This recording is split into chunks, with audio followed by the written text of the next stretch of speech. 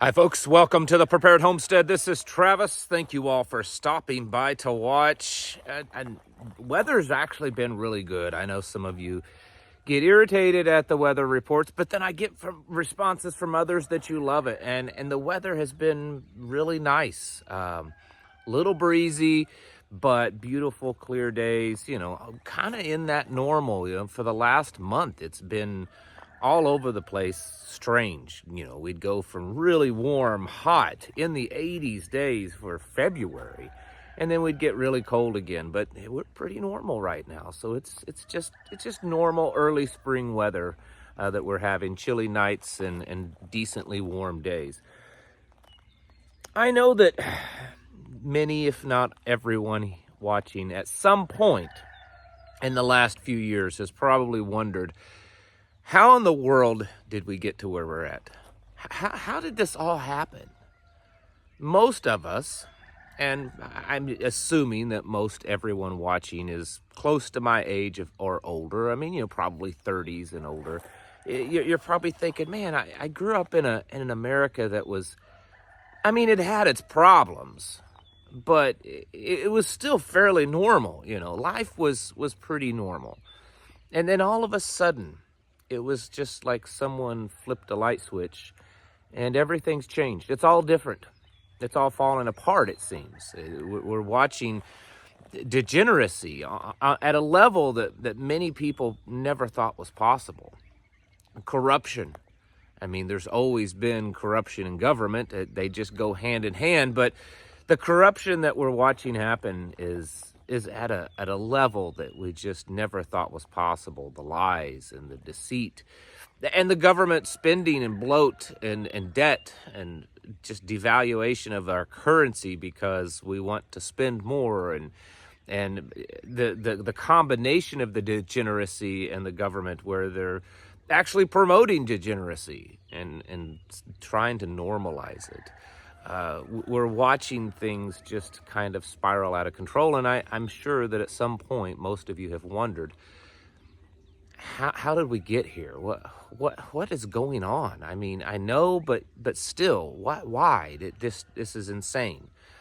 I'm here to tell you that, this isn't the first time.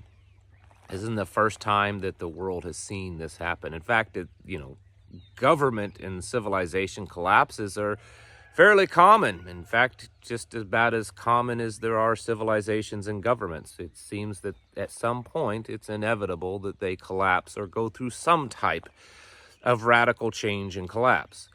And so America's no different. And I think that we've lived in this bubble, thinking that because we're so big, we're so mighty, we've done so much for the world, we're the wealthiest and mightiest empire the world has ever seen, that for some reason that protects us from the inevitable, which history shows is true, that governments and civilizations, it's cyclical. They go through collapses and downfalls, and sometimes they rebuild better, but most of the time it's completely different.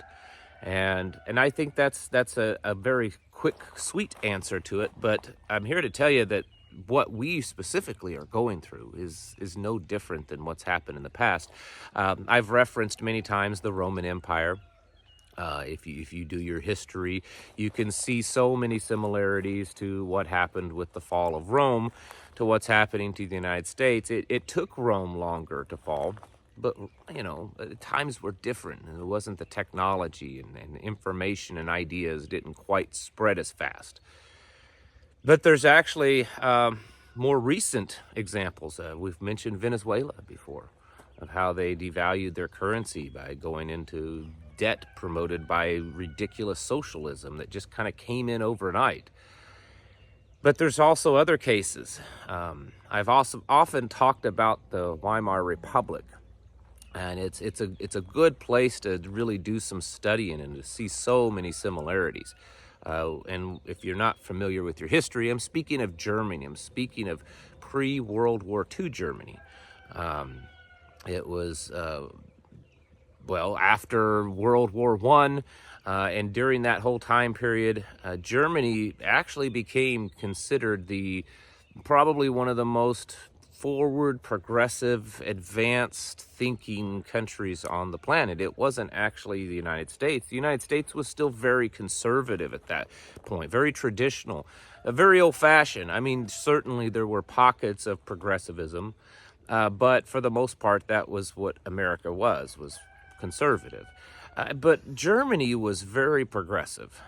In fact, they kind of have set the new standard that we are trying to either attain or break, it seems like. We're all familiar with the Weimar Republic, with their hyperinflation, where their money became so worthless that people were wallpapering their walls, and they were pushing wheelbarrowfuls of cash just to buy a loaf of bread. And that when you sat down at a restaurant or a diner and you ordered a cup of coffee, by the time that you finished the coffee, the price had gone up because inflation was increasing at such a rapid pace. It's really, in part, what led to the rising up of Adolf Hitler and Nazism, because Germany had hit such a horrible rock bottom. Well, there's a whole lot more to that story than just the devaluation of their currency, the hyperinflation. There's a lot of other similarities that the Weimar Republic went through. And one of the biggest ones is that they were an extremely degenerate society. In fact, all of this transgenderism that we're learning about on a daily basis, you know, the multiple genders, and, well, without going into too much disgusting detail, you know what I'm talking about. Well, I'm here to tell you this is not the first time this happened. This isn't new. This may be new for you, this may be new for this country, but it's certainly not new. The Weimar Republic very much kind of went down the very same path as what we're going down. There were brothels and clubs and all sorts of degenerate places that were for transgenders. In fact, the very first transgender surgery that we know of in history happened in Germany, in Berlin, during the Weimar Republic. It was extremely degenerate, very, very progressive, lots of art that centered around it, or art that was very dark and grotesque and weird.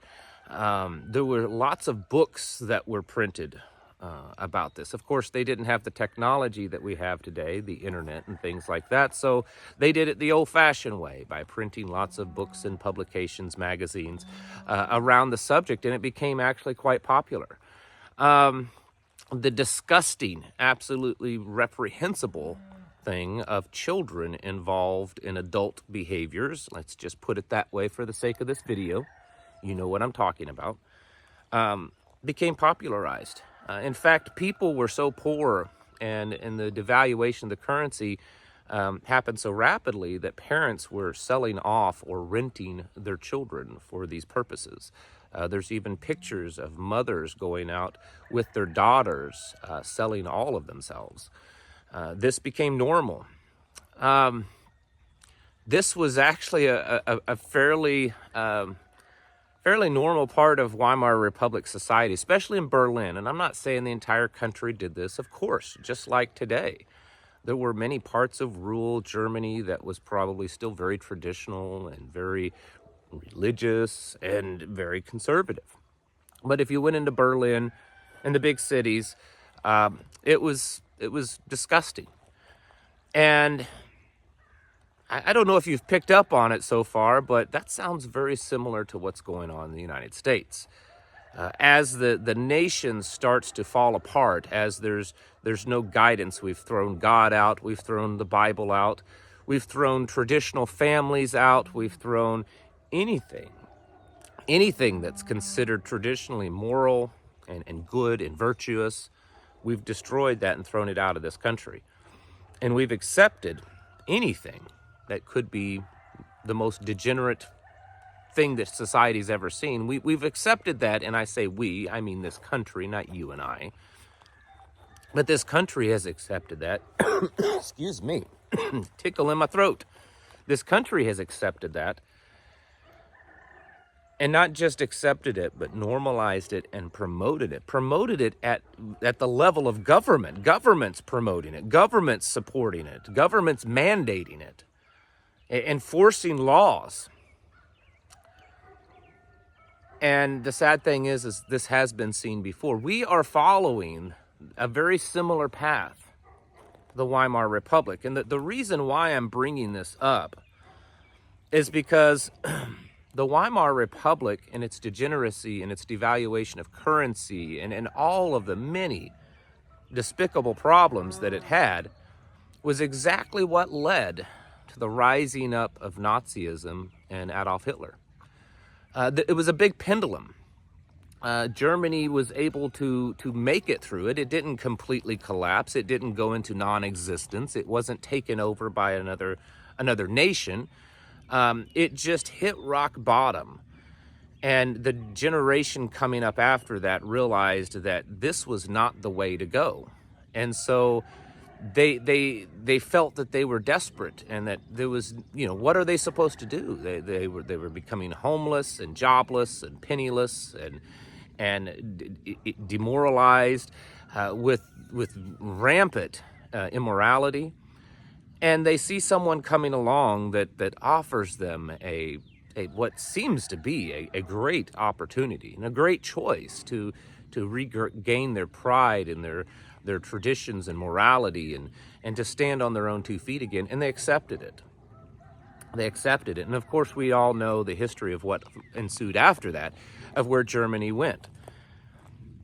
And I'm not in any way trying to justify it. I'm just saying that in the beginning, I'm sure most of the German people saw this as a sort of a savior because and it was way better than what they had, right? And I'm pointing all this out to say that this is very much a similar path that America could go down.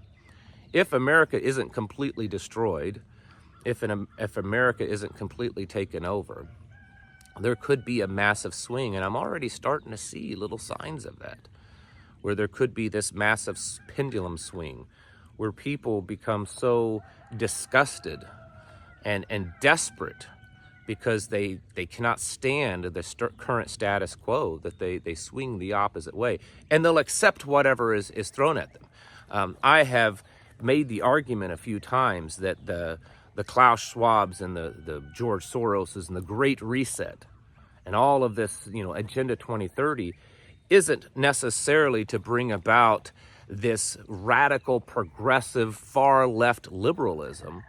It's to bring about something that's even worse than probably National Socialism of Germany, the Nazism.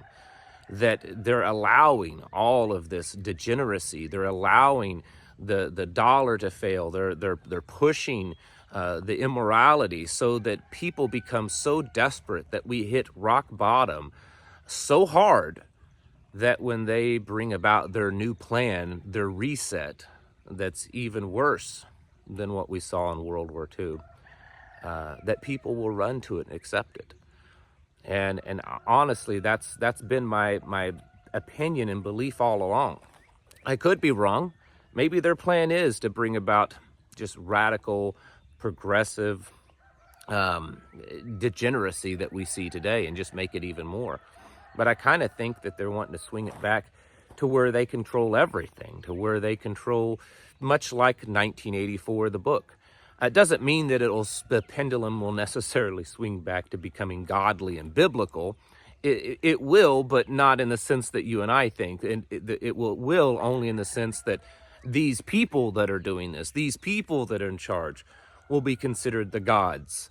Their holy books will be their writings. In fact, you can go online and you can watch videos of them and Yuval Harari and all of these people from the World Economic Forum, and they flat out say that their writings will be holy scriptures. There's AI that is creating its own new holy scriptures that will be not the Bible or any other type of scriptures that we're used to.